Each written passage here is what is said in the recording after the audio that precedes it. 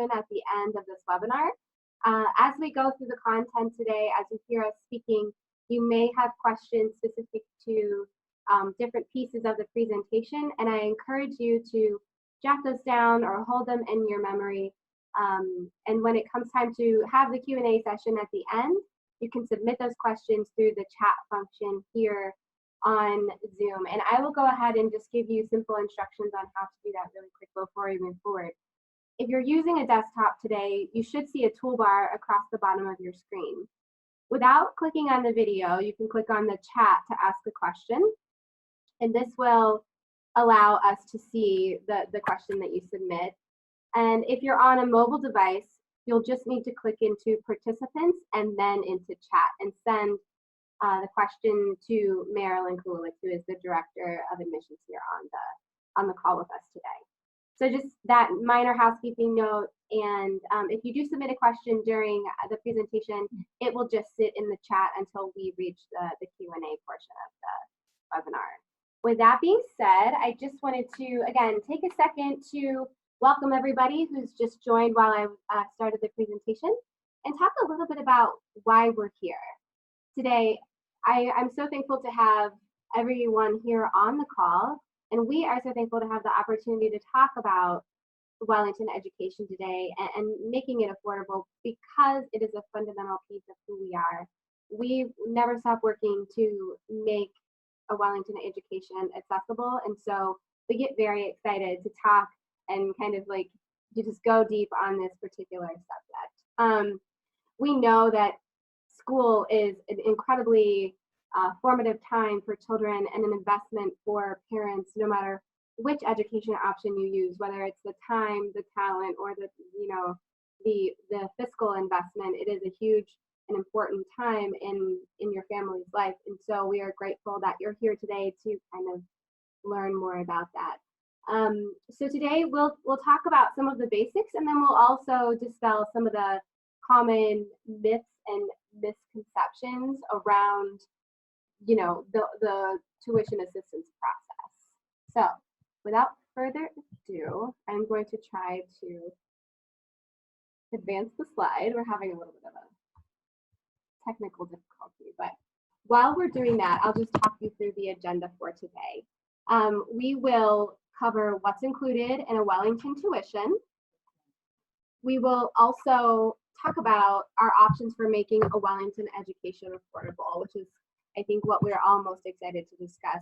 And then we'll walk you through the process and timeline for that application process, along with, like I said, ending on the Q&A. So without further ado, I would like to give you a snapshot of what Wellington is all about. This year we have about 700 students in grades preschool through 12th grade. Our families come from 47 different zip codes and live in 8 counties in the Columbus Metro. We're incredibly proud of our diverse community, hailing from 67 countries of origin. And we're also incredibly proud of our athletic rapport in the community. This year alone, we had 36 students playing at state level championships within the last 12 months, and most recently, the boys soccer state championships were won on Sunday this past weekend. So we're incredibly proud of our athletics as well as our academics. Speaking of academics, 100% of our graduates go on to colleges of their choice, including many of the top schools in the nation.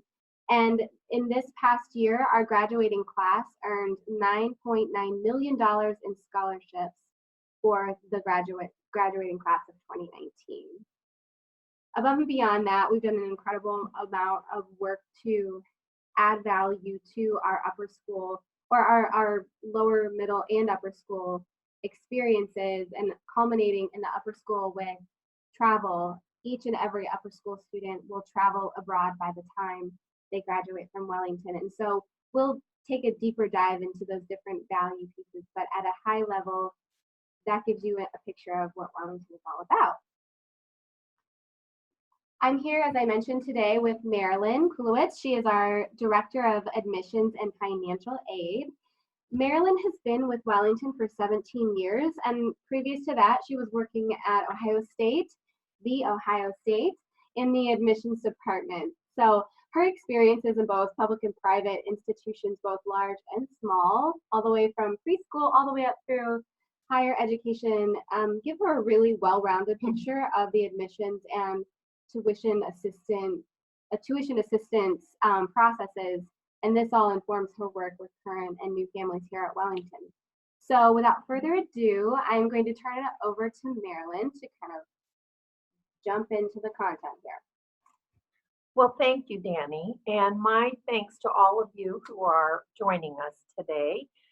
I'm going to go through several slides. It's a bit of a lot of information, but I want you to know that we will have time at the end to answer any questions that you might have. And I invite you to have a conversation with me offline as well. Happy to, again, walk you through the admissions and financial aid process. As Danny mentioned, we have such a value, we're so value-based with our Wellington education. And one of the ways that we support value is through our tuition. We are very pleased that our tuition covers virtually all of a student's costs. We know that this is a Wellington education is a financial investment, and we've made it possible for families to be able to plan for the year in a thoughtful way without facing many additional costs throughout the school year. So what does that look like? Here's a very quick review of the many costs that are included in our tuition. Everything from crayons to Chromebooks is covered in supplies. There are no pay-to-play team sport fees for our students who play 1 or 3 sports in a year. We have a large number of day trips that occur from the Little Jags program all the way through grade 12. And all of those trips are included in the tuition. We're very proud of our new international travel program for all juniors. And that trip is included in the tuition, as well as the 7th grade trip to Washington and the 8th grade trip to Toronto. So, Marilyn, I'm sure that everybody here on the webinar today is looking at this list and saying, okay, that is all really fantastic, but what I need to understand today is how this can fold into our family's budget, the monthly flow and or annual options on how to make this work with our family's budget. So with that being said, can you tell us a little bit about the options that we have here at Wellington? Sure. And I might add, that is one of the most rewarding parts of my job, trying to find ways to make a Wellington education possible. So next slide, here are a few of the options I want to review. One, we offer different payment options, and for some families, that makes it affordable to be here. We have Plan A, which the tuition payments are spread out over a 10-month period. We have another option where families can pay tuition over 6 months. And then lastly, we offer a plan where families will pay 60% beginning of the year and 40% towards the end of the year.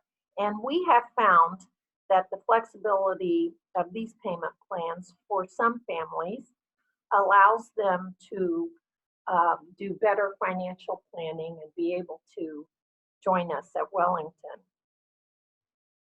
We also offer other financial support through our Merit Scholarship program.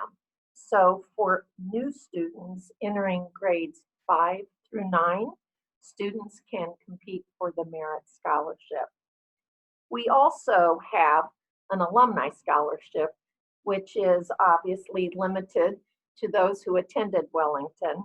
But if a parent graduated from Wellington, their child will automatically receive the Alumni Scholarship. And lastly, and the one that we're going to spend a little more time on, is the need-based tuition assistance program.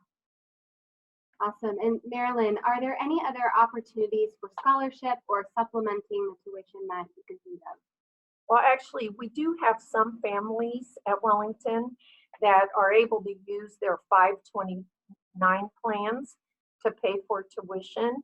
I would suggest that if you have a 529 plan, that you speak with your plans manager to see if that is a possibility. Awesome. So Marilyn, without further ado, I'd like to kind of jump into the biggest part of what we'll discuss today, which is the nuts and bolts of making tuition assistance work, how do families apply, and what the process looks like. So can you talk to us a little bit about that? Sure. And it is a process that requires a few more steps, and I'm going to explain that in the following slides. So the very first thing, a family should make application to Wellington.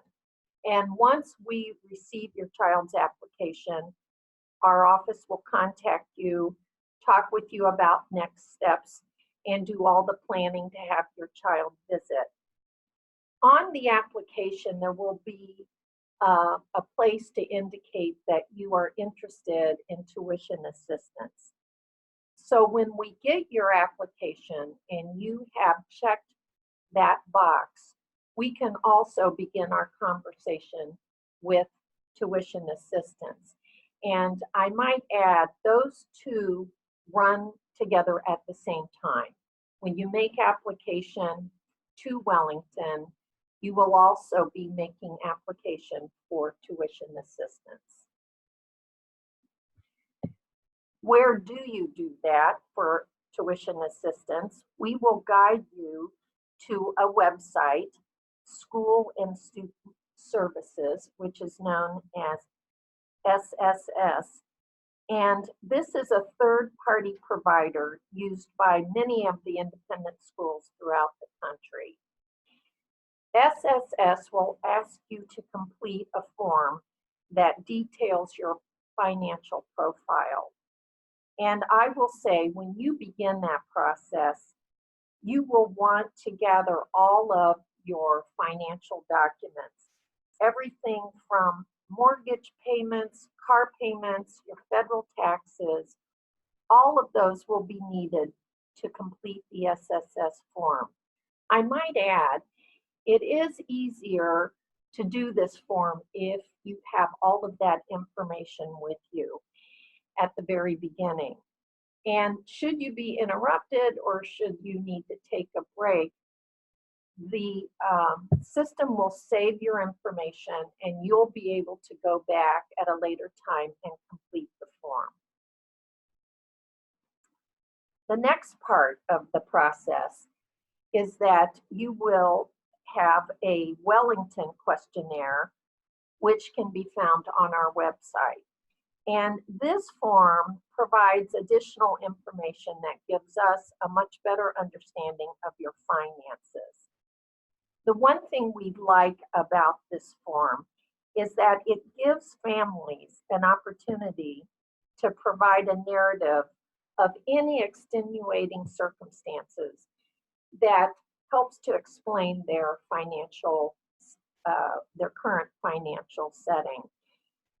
As an example, perhaps a family incurred a huge debt the year before due to a medical expense, or perhaps a family may be aware of a future expense.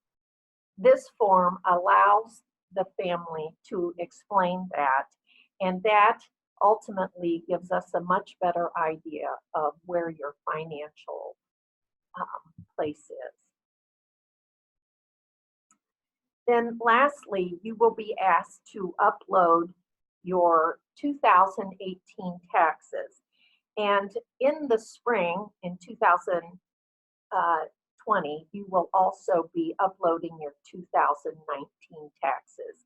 And you do this through SSS, and they will give you all the directions in terms of how to upload that into their website. So Marilyn, this is all kind of gives us a picture of how the, all of the information comes together to paint a picture of the need that you and your family has. But after that, what happens? What's the process after that? Certainly. Well, how is all of this information used? And how does it factor into the final decision on the amount of the award? So we begin by first reviewing the SSS information. And as I mentioned, they will send us back a financial analysis of your particular finances.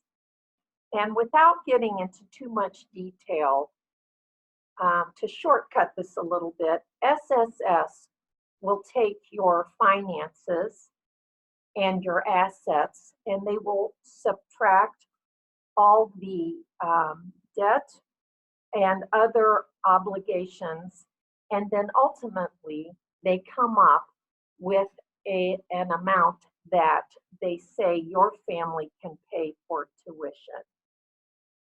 We then review the Wellington questionnaire, the one that you completed on our website, which again will give us a little more in-depth information of your current situation.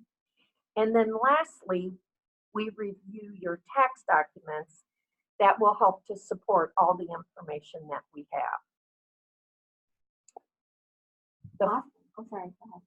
And then ultimately, this information goes to the Financial Aid Committee, which will review all of the information and determine the financial aid award. A couple of things that I'd like to share. The information that you submit is confidential, and I want to stress to you that no one outside of the Financial Aid Committee has access to any of your documents, nor are people aware in our school who receives financial aid.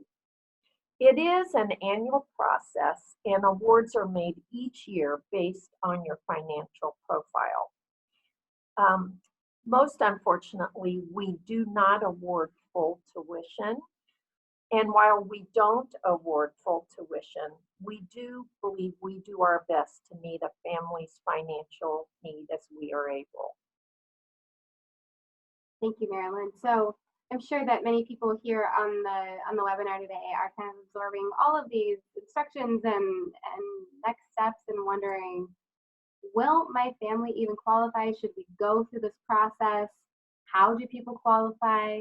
So I'm hoping that you can just shed a little bit more light on what it takes to qualify for the tuition assistance here at Wellington. Yes, and Danny, I will say without doubt, that is one of the most common questions we receive. Will I qualify for financial aid?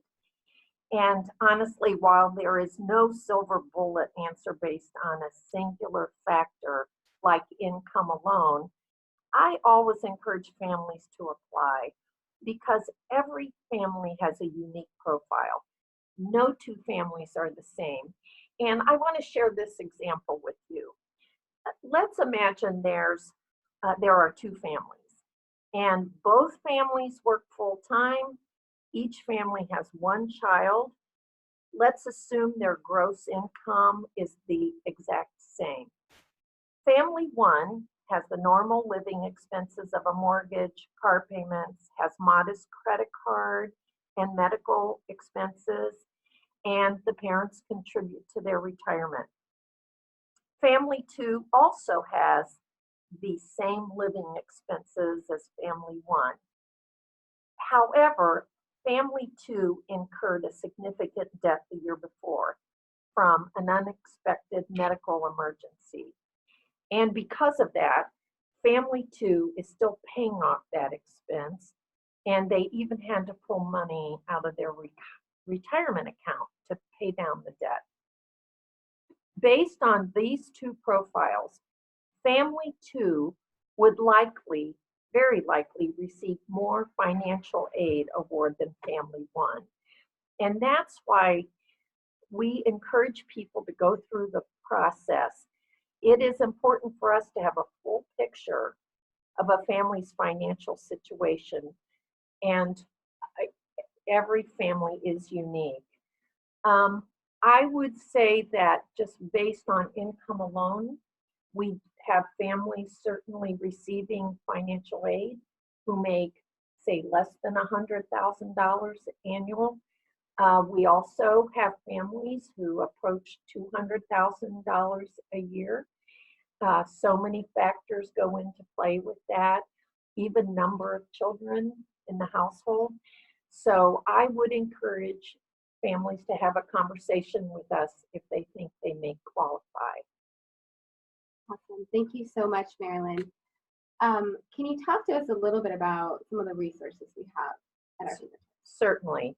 The form that I indicated you would need to complete, the SSS form, they have an 800 number. They actually have a 24-hour helpline. And so if you decide to do this at 11 o'clock at night and you're stuck completing the form, you can give them a call. We aren't here at midnight, but we are certainly willing to help you during the workday, and you can give us a call as well. Awesome. So now we'll go ahead and switch. Oh, I'm sorry. I almost jumped into the Q&A session without talking about important dates. Marilyn, please talk us through the timeline for admission season. Thank you. So people are now making applications, certainly for admission, and new families have already started completing the SSS and financial aid tuition assistance as well. I spoke of the Merit Scholarship. That competition is held on a Saturday, January 26th. And the financial aid filing deadline for new families is February 1. I indicated that financial aid and application occur at the same time. The very first round of decisions will go out on March 1st, and in that decision will include the tuition assistance amount. Okay, so without further ado, I will go ahead and jump into the Q&A portion.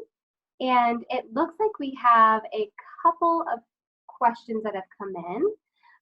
Someone has asked about who files when a family is divorced? Who files for tuition assistance when a family is divorced?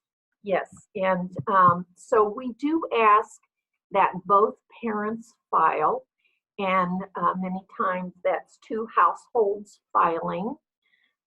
If your family is in a situation that you can share each other's expenses and that the two spouses can file together, that's certainly, we use that as well. So in short, both parents do file. Mm-hmm.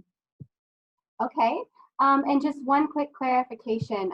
The testing date is actually Saturday, January 25th, not the 26th. Oh, my apologies. No Yeah, worries. that's right. No worries. And if you're interested in the Merit Scholarship and admissions testing, through those one-on-one conversations, we'll also share out those dates in an email, and you'll also be able to find those online. Just back to one of the other questions that we received. Somebody's asked if a relative or a family member or somebody else other than the parents or guardians of students can pay for tuition. Marilyn, what would you say about that? That is a very good question. And many of our families do have relatives, friends, mentors that will contribute to tuition, and that is perfectly acceptable. Okay, great. Okay, this one is interesting. What about awards over the years? Does the amount of tuition assistance and awards change year over year? I did mention earlier that this is an annual process, and you do file for financial aid, tuition assistance every year, and the awards do change. If the need is greater, the awards go up. If the need is such that the family can pay slightly more tuition, the award may stay the same, or perhaps it may go down just a small bit. Also, I would say that awards, a lot of our families who receive awards will receive them for a number of years. So that is one of the reasons, though, we do ask families to file every year. Okay.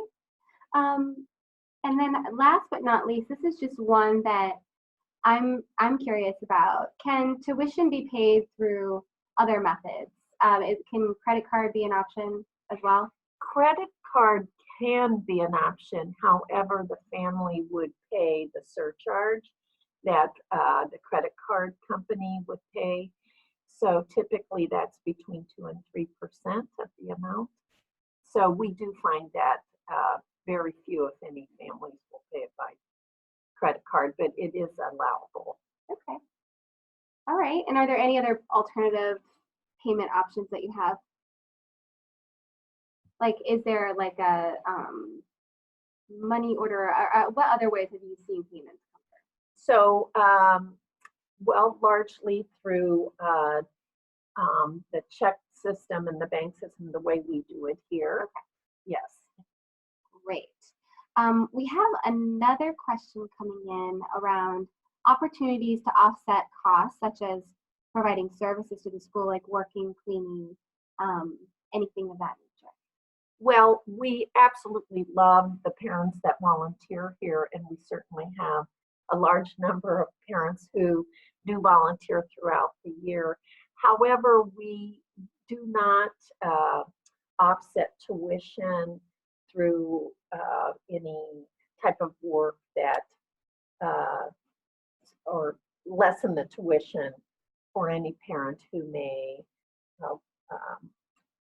participate in some part of the school unless they're an employee. Right. Full-time and employees get that as part of their benefit package. So if you're hired for a position that is posted online, you will then have access to employee benefits. Right. Jessica is asking if the Alumni Scholarship is a specific value or variable based on need. It is a $2,000 scholarship that is automatically given to the child of an alum, and that stays with the child every year. And financial aid, and that brings up a good point. Thank you to the viewer that asked that question. Financial aid can be combined with an alumni scholarship. Financial aid can also be combined with a merit scholarship. Great. I'm curious if we have any more questions from the group here on the webinar today. Anybody else? I think that covers all of the big things here. No need to worry if you are worried that you'll think of something after we get off the webinar today. You can easily access our admissions expertise at any point in time. Marilyn is all things admissions here, and she's always available to talk. So after this session ends, we will share out all of the information that we discussed with you today. For the people that did participate. So thank you for joining. I know it's a busy day, it's your lunch hour, you're probably hungry. So we appreciate you spending time with us today. Thank you so much, and have a great day. Oh, wait, we have a late breaking one. How much do merit scholarships cover? We want to, let's talk about that real quick. Okay, so merit scholarships through the middle school grades 5 through 8 are, the maximum award is $5,000. And for 9th graders, the maximum award is $10,000. Great, and that can also be combined with tuition assistance. Yes. Great. And that again stays with students through graduation. Okay. So I'm so happy that the conversation continues to build on this. Jessica's wondering if scholarships are awarded for families with more than one child? Or Oh, how are scholarships awarded for more than one child? Well, it would be if you're entering grades 5 through 9, if you have 3 children entering those grades, a combination of those grades, they can each make application for the merit scholarship. And tuition assistance, which is separate from scholarships, Correct. is assigned based for families with more than one child. Yes. That's a factor there, and it applies yes. to the whole family for Yes. tuition assistance. Oh, yes. Correct? Yes. Yes. Okay, and those things can be combined. Yes. Yes. And I mean, we don't often see this, but for families of, large groups, like, is it 5 children or more? 4 children or more. 4 children or more, there is a discount. A discount. Yeah. Yes. Yes. So there is an automatic discount of $2,000 for families who have 4 or more children. So those are great questions. Does anybody else have any questions? I'll wait a few seconds before we close out here today. No? Okay. Well, again, thank you all so much. We will be sharing this information out with you all after the webinar as well. And if you have any questions, you can always contact us, admissions@wellington.org. Yes. Thank you, Danny. Thank you. And thank you to our listeners. Thank you.